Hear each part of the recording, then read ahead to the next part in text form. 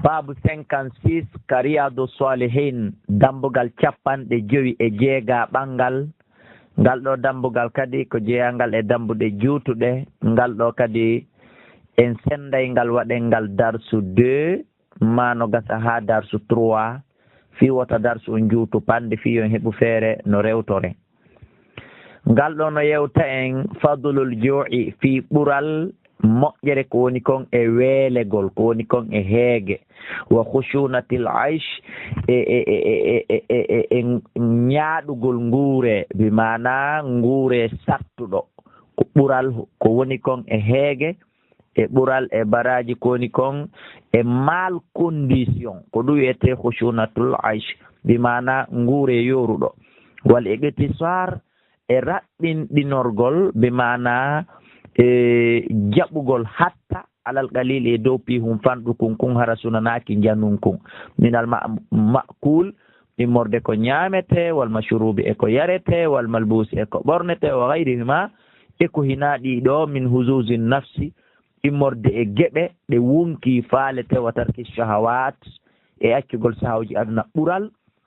ko woni kon e weelegol e nguure sattuɗo. ɗum noon mi torki Allah subhanahu wa ta'ala yo okkor en ɓuri ɗuɗuɗe, kono noon o waɗirana en ɗe ka harande e ka hettare e ka fawtere e ka weli foti ɓay kanko Allah subhanahu wa ta'ala kala hunde ko wawɗo. qala lahu ta'ala ladali fa halafa luntino min baadi ɓawɓe halful lontotoɓe ɓe waɗi honɗum ɓawo ɓen yewtaɓe fimum ɗon koye suratu mariama wonɗen ɗo on faami.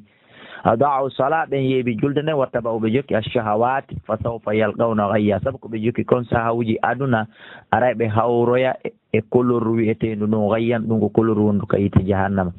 illa man taba wa amana wa amila salihan fa ulaika yadkhuluna aljannata wala yuzlamuna shay'a.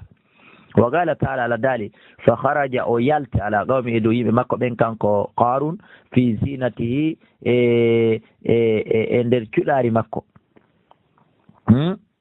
e nder cuɗari makko qala bimana e nder parande makko. qala alladina wi ɓen yuriduna alhayata addunya ya layta lana e jallo amen mithla ma utiya hara menen kadi min heɓayno sifa koko qarunu innahu ladu hazzin azim. wa qala alladina wi ɓen utul ilma waylakum bone mo sawabullahi ko bara joni ɗin kalla hayr liman amana wa amila saliha. wa qala ta'ala thumma la tusaluna refti o landitoyte yawma idin deññande ñalande dargal anin na'im. wa qala ta'ala man kana kala laatiɗo yuridul ajila ko yakkinanede aduna, yaccari aduna, hawjinanede moƴƴire yin kannaw faala ajjalna lahu haray ko men d'accord min hawjinanaymo fiya e nder aduna o ma nasha liman nurid wonande o momen faala yaña yakkinande thumma ja'alna law refti men waɗano yamonom jahannama yasulaha madmumam madhura. wal ayatu ayaji arɗen fil babe dambugal ngal musidɓe julɓe kasiratun hiɗe ɗuuɗi he ma'lumatun koɗe andaɗe. wan aishata ƴettama enene min aicha radiallahu anha qalat ɓe maki ma shabi'a alu muhammadin sallallahu alayhi wa sallama ɓeygure nelaɗo Allah haarali min khubuzi sha'irin immorde bireji gawri yawmayni balɗe ɗiɗi mutatabi'ayni jokkodirɗe ɗiɗi hatta qubida ha o fati kanko nelaɗo. mi mana nelaɗo Allah ɓeygure maɓɓe nden soƴƴali haari ñaami ñallitari haari hirti haari balɗe ɗiɗi jokkodirɗe ha nelaɗo fati ɗum waɗali ha hande muttafaqun alayh. kono noon wiwɗen sunnaji nelaɗo ɗin fof wurniten ɗi fof ñentinen, kono noon amma ɗum ɗo iɗen yeeli Allah subhanahu wa ta'ala yo yanña en dey ara en wurnitali ɗum ɗo bi ma'ana. wa fi riwayatin naɗe filla e kanene Aisha maki he ko ono ma shabi'a ali muhammadin ɓeygure nelaɗo muhammadu haarali sallallahu alayhi wa sallam mundu qadima al madina ila ɓe seni madina min ta'amil burri immorde ñamete burri on ko ñamete ɓurnoɗo hittude on no sala yalin balɗe tati kiba an jokkodirde ha hande hatta qobida ha nelaɗo Allah on faati. an noon oɗo bandirawan ko am muudi mu ronkata liɓande dépense ñallal gotal ta ɗum wonay piiro, ta ɗum wonay serugol, ta ɗum wonay ñawore, koni wattu yilema. wa an urwata ƴettama e urwa an aishati radiallahu anha annahano kanko kana to laatike taqulu himo innayno wallahi yabna ukhti mi wondiri Allah kayo ɓiɗɗo nene goto an on kayo ɓiɗɗo bandirawo an on in ko woni kunna men laatinoke lananzuru meɗen darayno ilal hilali faade darorɗi lebbi ɗin summal hilal refti men daroya lewru goo kadi summal hilal refti lewru goo kadi salasatu ahillatin darorɗi lebbi tati bi mana men daray bagge lebbi tati fi sharayn e nder lebbi ɗiɗi no metti faamude darorɗi lebbi tati e nder lebbi ɗiɗi kono ɗum woniri lewru ndun daro hande yi'endu yilto lewru daroyo yi'endu en wandi woni lewru ka en yii darorɗe ɗiɗi kono ko lewru woturu yilto lewru daroyo kadi yi'endu en yii laabi tati kono ko lebbi ɗiɗi ko ɗum ko fanda wama oqiɗa wo tawa huɓɓinaka fi abiyati rasulillah e nder cuuɗi nelaɗo ɗin fof wonago wigol ko ɓeygu maɓɓe goo ko e nder cuuɗi nelaɗo ɗin fof pendant 2 mois tawa huɓɓinaka naru ni yite qultu on sami landi min ya halatu kayo nene mawɗo fama kana yu'ishukum jonno konno kanko wurnirno on awa onon ko honɗum wuruno ɗo qala to al aswadani ko ɓaleji ɗin ɗiɗi a tamru wal maw tamaro e ndiyam ñama tamaro yara ndiyam feƴƴa waalo kono wullitanoka piranoka seranoka an kadi oɗo sonnajo bandira am mesirɗon e hoore si tawi tummodi mana wonɗoma añande yondinor ko wonɗoma ko ma jonnude kon si tawi noon o añantewni kanko kadi oɗo kotirawo am miññirawo am gorko kan kadi haray e nele mi rentinaymo e guddan wuddangol ɓeygu mum yorangol ɓeygu mum jungo ronkugol liɓugol dépense timmuɗo so tawi no mari kan kadi yo andu ɗum ko jeeya ɗum e akbarul kabairi he ko jeeyaɗo e bakkatuji ɓurɗi mawnude illa sona to annawno kanko ko woni qad kana gomɗi laatanike li rasulillahi nelaɗon sallah sallam jiranum kawtal yo min al ansar jeeyaɗo e ansariyankoɓɓen wa kanat lahum laataniɓe manaihu ɓireteɗi wa kano ɓe laati yursiluna hiɓe jonnayno hiɓe neldayno ila rasulillahi faade ka nelaɗon sallah sallam min albaniha immorde ɓiraɗan ɗin ɗon on fa yasqina so nelaɗo addanama ɗum ɗon o yarname muttafaqun alayhi bimana hokkora men ɓiraɗan ko o nelda kon min yaha وعن أبي سعيد المقبوري عن أبي هريرة رضي الله عنه أنه كان مرة فجر بقوم بين أيديهم تين يسمع شاة دم المسؤولية قدون هورينجل فدعه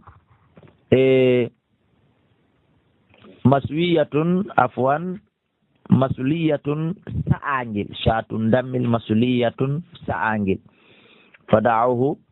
ɓe noddimo kanko nelaɗo fa aba o sali an yakula nde o ñamata wona nelaɗo de kanko filliɗo hadise on kanko aba hurayra ɓe noddimo ñamugol dammil sa'angel ngel o sali wa qala wi tun kharaja rasulullahi nelaɗo allah sallallahu alaihi wasallam yaldati min ad-dunya immorde hellaga walam yashba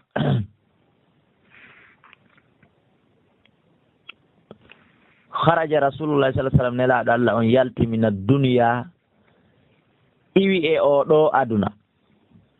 walam yashba tawi ɓe harali ha hande min khubze sha'ir immorde biredi gawri tawi ko ɗen ɗon biredi ɓe mana ɓurno jogade valeur ɗen o nelaɗo Allah sallallahu alaihi wasallam yalti e oɗo aduna tawi haynde wotere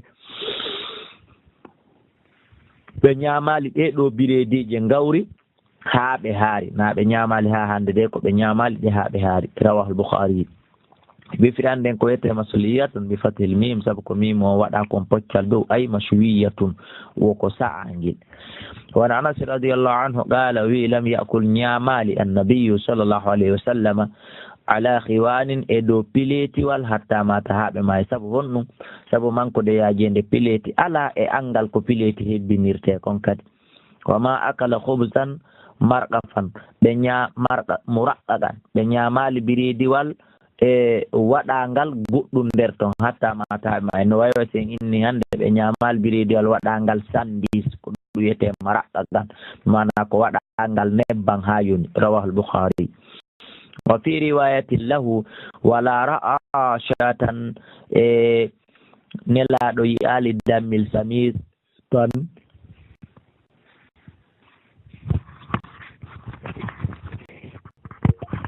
wa fi riwayatin lahu no are filla e makko kawi wonde walara anelaɗo Allah yi ali shatan dammil samitan moƴƴinangel ɗum ɗo ko façon moƴƴinande goni nden ñande tawde ko ɓurde hittude no waywa ko wiyeten kon han fewdo ɗo sa'a ɗum waɗa ko wiyete kon plat wo nelaɗo yirali woni ɗum ɗon desa bi aynihi gite maɓɓe ɗen ɗatto ha hande sakko ñamima ñamali ma haari ɗum ma haaral wo ko nelaɗo yiyali dammil no moƴƴina waɗa façon ko wiyete kon plat ha hande kono noon na o plat men ɗo goyi komi naɓiri ɗum ɗo hande ko ɓa ko ɗum ɗoni façon dernier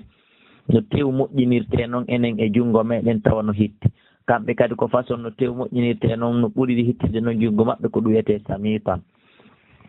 hadise temeɗɗe 5 mi mana 500 ila deftere nden fuɗɗiɗen nde wa an Nu'mana ƴettama e Nu'mana bun Bashir radiyallahu anhu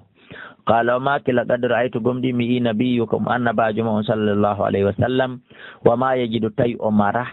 min ad-daqal immorde ko wi'ete kon daqal be mana ko tamaro hoy ɓurkoy fanɗude koye tawi o mara hay ɗum ma yamlaw bihi ko wawata ñamude o hebbinira batnaw reedu makko ɗum rawahu Muslim ad-daqlu ko woni daqlu tamru radi'un ko tamaro hoy jaasu koy wan Sahal bun Sa'd radiyallahu anhu qala wi ma ra'a rasulullahi sallallahu alayhi wa sallam nelaɗo Allah yi ali annaqiyu ko wi'ete kon naqiyu min hina ta'asahu llahu ila ka Allah nelimo ta'ala to ɗon hatta qabadahu llahu ta'ala ha Allah hunnimo ɓe mana ila ñande Allah neli nelaɗo ha ñande nelaɗo faati wo nelaɗo yi'ali ko wi'ete kon naqiyu haynde wotere fa qila lahu o wi'ana noon joni noon o landa andi ko wi'ete naqiyu bi mana ko wi'ete naqiyu ko façon biredije goo kadi ɓurnoɗe labede ko ɗum wiyete naqiyu biredije awa tawata ino lowa ñameteji e muɗum ha heewi on say noon faqila lahu innanamo hal kana lakum taw si latanino ke on noon fi ahdi rasulillahi e jamanu nelaɗo Allah sallah sallama manahilu ko wiyete ko manahilu qala wi ma ra'a rasulullah sallam nelaɗo Allah yaali munhalan ko wiyete ko munhal ko wiyete ko manahil nelaɗo yaali ɗum min hina ibta'athahu llahu ila Allah ta'ala ñande Allah ta'ala on nelimo hatta qabadahu llahu ta'ala ha ñande Allah subhanahu wa ta'ala on hunnimo yaali ɗum fa qila lahu inana noon kayfa kuntum kono laatino ɗon awa joni ta'kuluna sha'ira ono hiɗo ñamira no ndiɗo gawri ghayra manhulin ko tawata ndi wujaka ko wiyete ko beer ndi wujaka ko wiyete ko nebban hay hunde qala kunna men laatike natuhunahu min ɓuɓɓinayno woni ɗum wananfukuhu min wutta ɗum bimana min wifa fayatiru wiira iwa ma tara konko gasata wirude iwa wama baqiya kala ko eddi sarraynahu min ɓuɓɓina ɗum ɗon min ñama rawahul Bukhari qawlu wigol makko ngol annaqiyu ko wiyete naqiyu huwa ko woni ɗum bi fatihil nun saabu ko nun o waɗa kon poccal wa kasril qaf e ko qaf o wattira ko poccal ley wa tasdidil ya e ko saabu ko ya on no waɗa ciddal o kono ɗum alkhubsul huwar ko biredije wiyeteɗe huwar ɗen ko ɗen wiyete annaqiyu wa huwa darmako ko ɗum wiyete darmako ɓawɗu konngol makko wi ɗon sarraynahu meɗen ɓuɓɓina ɗum huwa ɗum bi sa'in musallasatin saabu oɗo sa'u waɗaɗo toɓɓe tati summa ra'in refti ra'u mushaddadatin waɗaɗo ciddal on summa ya'in refti ya'u musannatin e waɗaɗo toɓɓe ɗiɗi ɗen min tati no ley mum min tatin immorde hel ley summa nunun refti nunu on ay kon ɗum balal nahu min ɓuɓɓinay ɗum wa ajannahu min duufa wa an Abi Hurayrata radiyallahu anhu qala maki kharaja rasulullah sallallahu alaihi wasallam nelaɗo Allah yaltuno data yawmin e ñande goo aw laylatin ma ɗum jemmare goo fa ida huwa bi Abi Bakrin tawi yo jaka ɓe futti e Sayyidina Abu Bakri wa Umar e Sayyidina Umar tawi yo e nder ko ɓe senato kon tum ɓe fotti e ɓeeɗo fa qala on saynelaɗo Allah maki ma akhrajakuma kon ɗum yaltino min buyutikuma itti on ka cuuɗi moɗon haali sa e nder o leer ɗo bimana e ngal tumbere ngal ñallal ɗo ma e nder o tumbere jemma ɗo sey ko jemma feƴƴiri qala ɓe wi ha nelaɗo enele ɓaynami finu aljuu ko heege ya rasulallah. qala nelaɗo make wa ana min kadi o mo yiɗon walladi nafsi bi yadi mi wondiri on mo wonki a woni e jungo mum la akhrajani yaltinali lan la akhrajani wallahi yaltini lan alladi nden sattende akhrajakuma yaltinde on ɓuuma imme jokkollan. faqama maahu ɓe yimmi ɓe jokki nelaɗo ɓe wonditi e makko hat fa ata rajulan nelaɗo Allah sallallahu alaihi wasallam ari tawi gorko minal ansar immorde ansariyankoɓen enele miɗo wawi wiide ko Abu Ayyub al Ansari ni. fa ida wata yo on ansariyankejo laysa fi bayti o alaka suudu makko. falamma ra'atul mar'atu tumande sonnajo yinomo ɗum woni ɓeygu makko qala to yi marhaban wa ahlan ko saɗi ko tooli. ɗum ɗo seedi e sonnaɓe wiyeteɓe assalamu aleykum ɓe jaaboɓe alaga sonnajo no wawi salmitade ella alayi ɗum. fa qala laha rasulullah sallallahu alaihi wasallam nelaɗo Allah makanimo ayna fulan konto kaari on bimana nelaɗo landi sonnajo on fi modi makko. qalat sonnajo jaabi no dahaba o yehi o yalti yasta'dibu lana al ma'a himo ɗaɓɓano yimen ndiya. idi ja al ansari tun on ansariyankejo mo nelaɗo seni kam mum o yaltiti o ari fa nazara ila rasulillahi o ndaari nelaɗo bimana o yaltiti o fondi e nelaɗo o yi nelaɗo sallallahu alayhi wa sallam wa sahibuhu wa sahibayhi e wondiɓe maɓɓe ɓen ɗiɗo ɗum woni Aboubacry e Umar. tumma qala refti o maki alhamdulillah ma ahadun ala hay e goto al yawma hande akrama adiyafan ɓurɗo marde hoɓɓe tedduɓe minni ha hewtitilan min.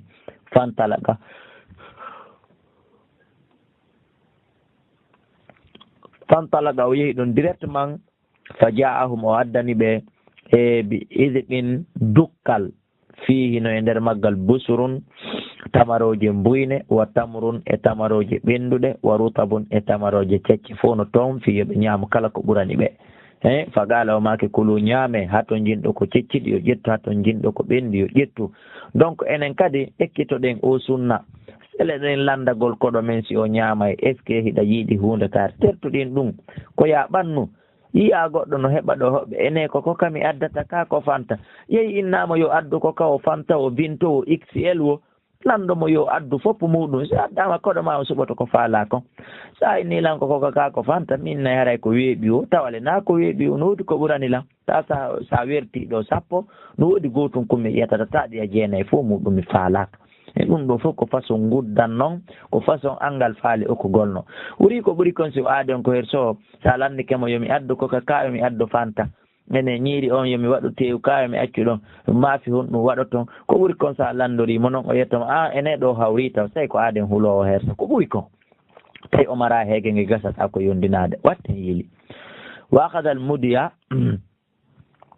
e on sayi o ƴetti ko wiyete kon wa akhadha al mudiya tun o ƴetti laɓi kin kadi ka fawil werni e hirsirki kin on sayi o ƴetti kin ɗon kadi awa fa qala lahu rasulullah sallam nelaɗo Allah on faami o hirsay woni ɓaɓe andi ko marɗo ɓe andi kadi ko baññiɗo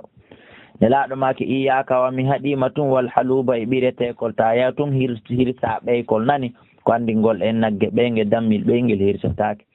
on sayi fa dabaha lahum o hirsani ɓe dammil fa akaluɓe ñaami min ashati immorde dammil ngel wa min dalikal irgue immorde ngal ɗo dukkal tamaro wa sharibu ɓe yari falamma an shaba'u ɓande ɓe haari waraw ɓe ɗonɗiti qala rasulullah sallallahu alaihi wasallam on sani laɗo makani li abi bakri wa umar radiyallahu anhuma walladi mi wondiri on nafsi bi yadi mo wonki a woni e jungo mum la tusalunna on lambitoyte ñande dargal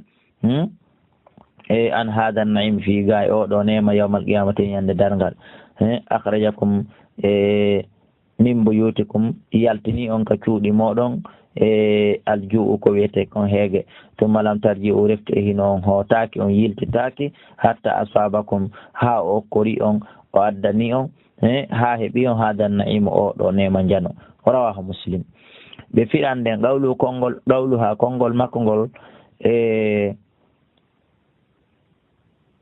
qawlu ha konngol makko ngol ka wiɗon yasta'dibu konngol bimana sonna ɓeyngu oɗo sahabajo ta kanjo ansariyankejo ka o wi ɗon himo ɗaɓɓaname e ndiyam welɗam ay yatlubul ma al adam o yehi ƴoganoygol men ndiyam welɗam wa wattayibu ko ɗum woni welɗam legoy wal idgu ko wiyete dukkal bi kasril ayn wa iskanu dalil mujama wa kon ɗum alkibasatu ko dukkoy wayal husnu ɗum woni bimana ko wiyete kon caloy wal mudiya ko wiyete mudiya bi dammil mim sabu ko mimo waɗa kon e tural wa kasra no selli kadi ka waɗegoye poccalle hiya sikkin ko ɗum wiyete laaɓi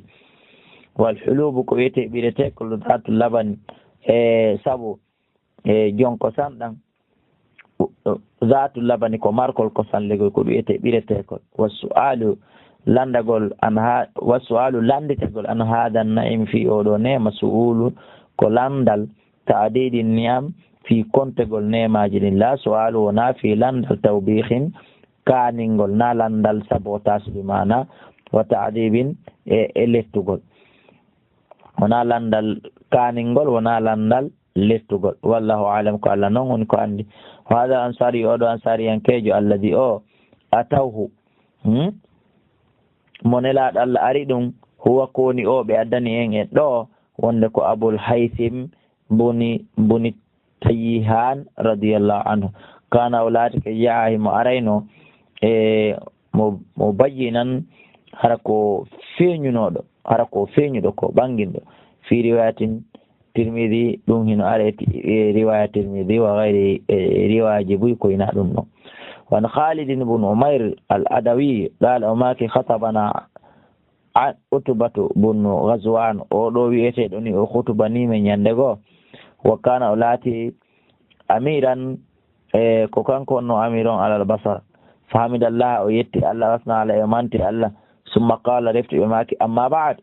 fa inna dunya anden aduna gad adanat bi surmin gomɗi o diisike fi lannugol awalegoy o annonci o informi en wonde o lannayi on ɗum noon ila wawla woni duuɓi wulure e 136 e fewndo ɗo nini e 35 fewndo ɗo nini ɗum ko yo en faamu ɗum 1435 ko ɗum wonɗen yarude fewndo ɗo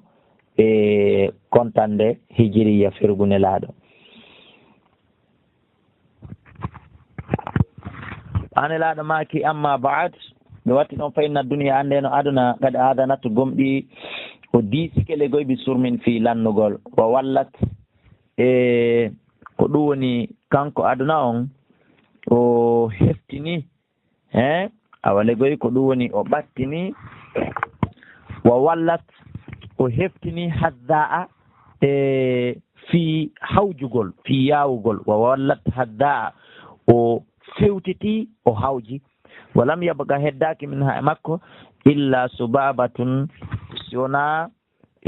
ko wiyete kon subaba bi mana heddi kun seeɗa hunni ka subabatil ina'i wono heddande hun seeɗa hummiran yatasabuha sahibuha ko ñeɗirta ɗum joom makkon ko ƴettata ko ñeɗira kon e nder ndiyan e nder ko kon heddoto kon ka nder ndiyan ɗon ɗo yo ƴawnu kon woko embere ɗum ɗo woni ko aduna on heddi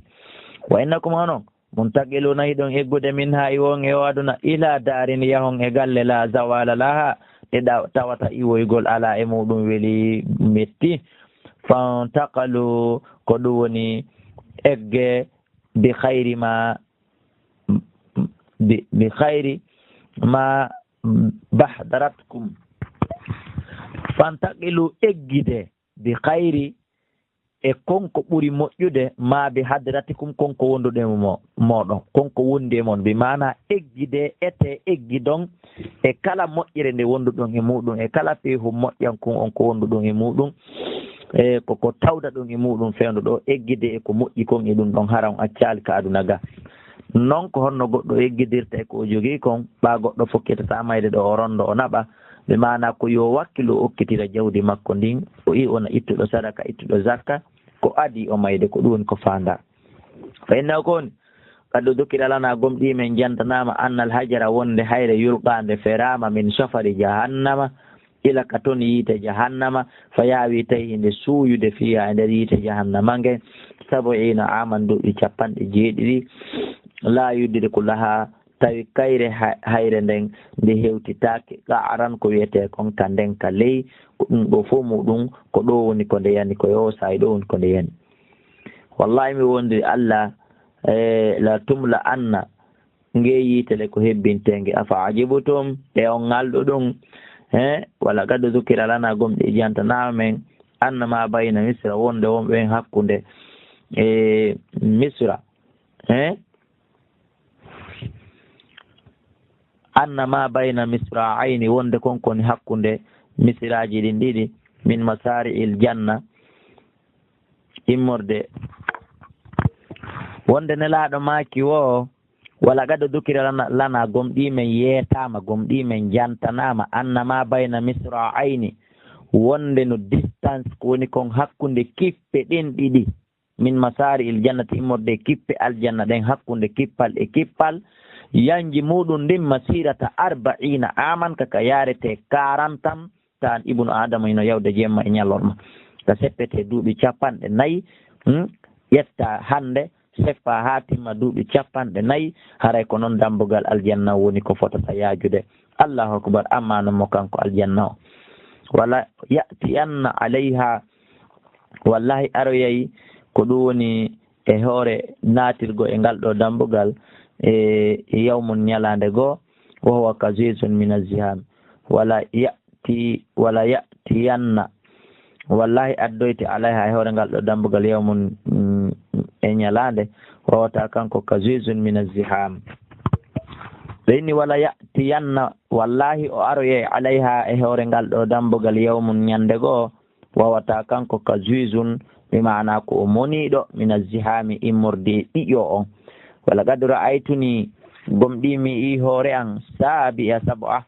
jeeɗiɗa ɓe jeeɗiɗoɓe ma rasulillahi wontuduɓe ene laaɗo wonduɓe ene laaɗo daroduɓe ene laaɗo Allah sallallahu alayhi wa sallam